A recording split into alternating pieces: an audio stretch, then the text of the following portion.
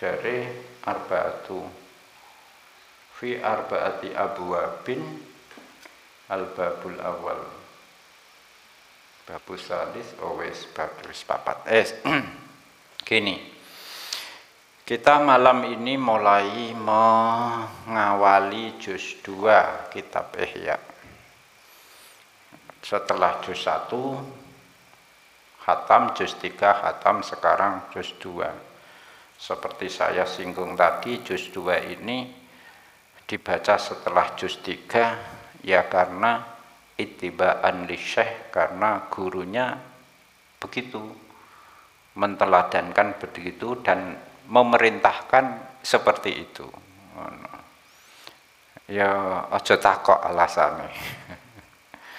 Tapi konon Ihya ini kan ada mitos-mitos yang menyertai kitab Ihya ini. Maca kowe nek maca urut, jadi urung katam kitabe sing maca wis katam nih umure. Horor iki, horor. Kalau tidak mengikuti pakemnya seperti itu horor. Wes, kitab juz 4 ini itu oleh Imam Ghazali memang menerangkan al-adat, kebiasaan sehari-hari. Kalau juz 1 al-rubu'ul ibadat, ibadah-ibadah, juz 2 rubu'ul adat, ini juz 3 kemarin rubu'ul muhlikat, dan besok juz 4 rubu'ul munjiyat. Jadi ibadah, terus ada, terus yang mencelakakan dan yang menyelamatkan. Dimulai dengan adab makan. Amma ba'du. Jadi tujuan hidup orang yang punya hati nurani, itu yang hatinya bersih, itu tidak lain adalah ketemu Allah fi daris sawab, di kampung pahala. Kampung pahala itu bisa akhirat, bisa setelah kematian sudah masuk kampung pahala. Lah untuk menuju ke sana ya, dalam hidup ini sudah harus dijalani, ditempuh. Jalan ke sana itu sudah ditempuh ketika masih hidup. Tidak bisa ditempuh kecuali melalui ilmu dan amal. Imam Ghazali ini selalu dua ini, ilmu dan amal. Apalagi kemarin yang juz 3 muhlikat itu, sifat-sifat yang mencelakakan itu, semua solusi terapinya ya ilmu dan amal. Ilmu saja tanpa amal percuma, tidak berhasil, karena tidak diamalkan. Amal saja tanpa ilmu juga tidak bisa berhasil, malah kemana-mana. Jadi teori dan praktek. Nah, untuk bisa punya ilmu dan menjalankan ilmu itu, tidak bisa tidak harus badannya sehat. Kita ngaji seperti ini ya karena sehat itu badannya. Lah badan sehat itu salah satu penopangnya adalah makan dan makanan sesuai dengan kebutuhan sepanjang masa. Ora kok mangan iki telung dino mangan, kok telung dino gak, gitu, tidak. Nah, oleh karena konstruksi pemikirannya seperti ini, jadi orang itu tujuan hidupnya adalah ketemu Allah. Ketemu Allah harus bekalnya ilmu dan amal. Ilmu dan amal tidak bisa diraih tanpa asupan makanan sepanjang masa. Oleh karena itu ada yang menyatakan makan al-aklu minad-din. Makan itu bagian dari agama. Berarti nek ramangan yo gak beragama. Tentu saja makan yang dengan niat tadi seperti urutan tadi. Allah sendiri mengingatkan ya ayyuhallazi ya ayyuhan nasu kulu minat thayyibat ya ayyuhar rusulu. Ayatnya itu ya ayyuhar rusulu kulu minat thayyibati wa'malu sholiha. Makanlah yang baik-baik, yang halal, dan lakukan amal soleh. Oleh karena itu, ada orang makan, kok niatnya supaya dapat ilmu dan bisa beramal, supaya takwanya tambah kuat, maka dia makannya jangan sembarangan, sebagaimana binatang. Untuk mencapai tujuan agama harus ditempuh dengan cara-cara yang dituntun oleh agama. Nah, cara-cara itu yang disebut apa? Adab, sunnah itu ya. Nah, dengan adab dan adab-adab ini, makannya kita itu jadi terkendali. Terkendali kapan kita makan, kapan tidak makan, itu ya. Jadi ketika makan itu juga mendapatkan pahala. Ketika tidak makan juga mendapatkan pahala. Ya karena dingilmoni. Untungnya orang berilmu kan begitu.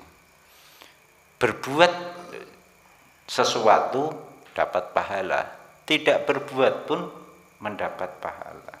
Itu ilmu itu.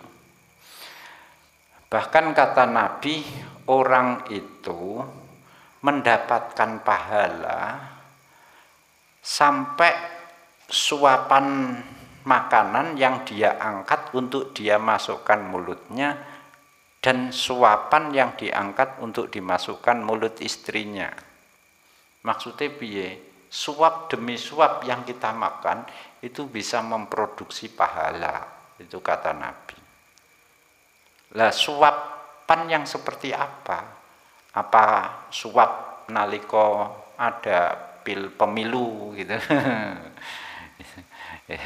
Jadi istilahnya suap ya bahasa Indonesia. Suap itu kenapa suap atau money politik itu bahasa Indonesianya disebut suap ya karena orang kalau sudah disuapi itu jadi berhutang budi. Jadi terpengaruh oleh pihak yang menyuap. Nah, kata suap sekarang itu sudah apa istilahnya? Antara wad'inya dengan makna apa? Lazimnya itu wad'inya sudah kalah. Baik, kenapa? Itu terjadi penyuapan. Itu terjadi penyuapan itu otomatis itu tadi sogokan itu tadi ora tok penyuapan dulang itu tidak. Sekarang wis lebih dominan makna yang kedua daripada makna yang asli. Yes. Jadi suapan, setiap suapan itu bisa menghasilkan pahala itu. Terus karena ini soal makan, saya akan menerangkan saya bagi dalam 4 bagian dan 1 pasal di bagian akhir. 4 bab. Bab pertama etika bagi orang yang makan sendiri. Jadi para pemakan siapapun orang yang mau makan harus memperhatikan hal yang ada di bab 1 meskipun dia sendiri. Yang kedua, bab 2 menerangkan saat makan bersama. Ya, berarti tidak sendiri lagi. Kalau yang pertama bisa sendiri, bisa bersama. Yang kedua spesifik ketika makan bersama. Yang ketiga, bab 3 menerangkan menyuguhi tamu yang datang, mampir yang datang mengunjungi. Jadi suguhan saat kunjungan tamu. Yang keempat, suguhan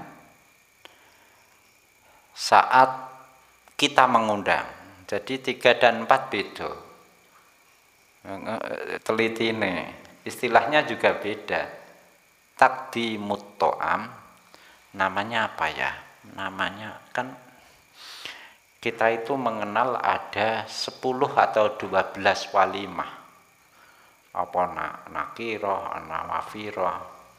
Jadi walimah itu dimulai sejak anak manusia lahir. Sebelum lahir ana jenenge walimatul hamli. Engko lahir walimatul tasmiyah, diberi anak. Engko terus nek anak lanang sunat khitan, walimatul khitan. Engko nek nikah walimatun arus. Terus engko nek mangkat kerja lunga gitu ada walimahnya. Bangun omah ada walimahnya. Terus engko apalagi sing terakhir mati, walimatul maut. Walimatul maut. Ora ana ngarang. Karangane Mbah Mudin. Ada Mudin sudah kadung sambutan pemberangkatan jenazah, wis kadung kulino sambutan nganten, akhirnya dia bilang wonten kesempatan menika monggo kita laksanaken adicara walimatul, wis kadung muni walimatul, wis kadung muni walimatul apa iki? Yo walimatul maut ngono nih akhirnya ngono wis kadung. Nah, ternyata karena ini ada, maka nanti ya diterangkan detail-detail itu. Ini nampaknya sudah hal teknis lah. Hal teknis praktis. Kalau juz 3 kemarin kan abstrak ya, karena nerangkan sifat-sifat karakter. Kalau ini nerangkan adab, hal yang tampak. Kalau akhlak ya tidak tampak. Qala al-babu tawi bab al-awalu kang